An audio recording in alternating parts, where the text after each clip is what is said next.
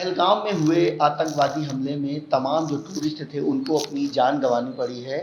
इसी मुद्दे पर बातचीत करने के लिए हमारे साथ सांसद संजय सिंह जी हैं। उनसे जानेंगे कि आखिरकार इस घटना को कैसे देखते हैं। सर, दुखद घटना है, क्या कहना चाहेंगे?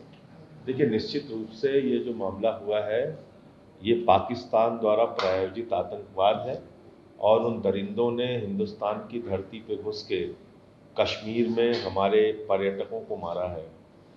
तो वो देश के भी खिलाफ हैं और कश्मीरियों के खिलाफ भी हैं, क्योंकि वो कश्मीर को बर्बाद करना चाहते हैं, उनका रोजगार बंद करना चाहते हैं। इसके साथ साथ उन आतंकवादियों को हिंदुस्तान में आने का कैसे रास्ता मिला, हमारी खुफिया एजेंसियां क्या कर रही थी, ये भी एक बड़ा सवाल उठता है।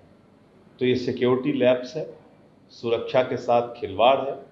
और वहाँ 2000 पर्यटक मौजूद थे पहलगाम में, सेना के जवान क्यों नहीं थे, पुलिस के जवान क्यों नहीं थे, क्या इंतजाम था उन लोगों की सुरक्षा के लिए, ये सवाल बनता है। क्योंकि यहाँ छोटे छोटे पार्कों में भी अगर आप देखें तो पुलिस के जवान तैनात रहते हैं सुरक्षा के लिए, लेकिन उन पर कोई जवाबी कार्रवाई नहीं हुई, कोई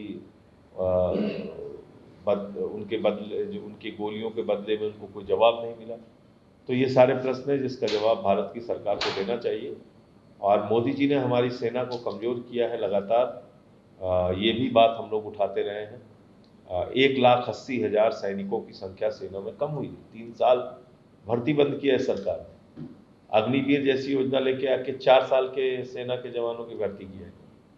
भाई, कोई नेता तो जाता नहीं है सीमा पे गोली चलाने के लिए, यही जवान जाते हैं ना। आप उनकी संख्या कम कर रहे हैं, आप उनके अधिकार छीन रहे हैं, तो ये ठीक नहीं है। इतना लाखों करोड़ रुपए देश की जनता सरकार को टैक्स देती है नागरिकों की और देश की सुरक्षा के लिए। आपको पैसे कम पड़ रहे हैं, थोड़े बहुत और टैक्स लगा दीजिए, लेकिन कम से कम सेना के जवानों के साथ खिलवाड़ मत कीजिए। पुरानी भर्ती फिर से बहाल कीजिए और 17 साल 21 साल की जो सेना की भर्ती होती थी उसको कीजिए। इन आतंकवादियों पर कार्रवाई कीजिए, यही इस वक्त सबसे ज़्यादा जरूरी है। इस पूरी घटना में पाकिस्तान का भी नाम सामने आ रहा है कि उनके द्वारा इस घटना को निश्चित किया रूप से गया। देखिए, हिंदुस्तान में कोई भी आतंकवादी घटना होती है, उसके पीछे कहीं ना कहीं पाकिस्तान का हाथ रहता है और इस घटना में भी ऐसी जानकारी सामने आई। सरकार को मैं उन जो जो लोग मारे गए हैं उनके प्रति अपनी गहरी संवेदना व्यक्त करता हूँ। ईश्वर से प्रार्थना करता हूँ कि उनके परिवार को ये कष्ट सहन करने की प्रभु शक्ति दे। ये बड़ी घटना है, कोई सामान्य घटना नहीं। आपने सवाल उठाया कि सरकार को विरोधी दलों को साथ में लेकर एक बार बैठक करनी चाहिए और तमाम चीज़ों पर बातचीत करना चाहिए। हाँ, बिल्कुल करना ही चाहिए, क्योंकि बगैर उसके तो आप फिर मनमाने तौर से जो करना है वो तो कर ही रहे हैं।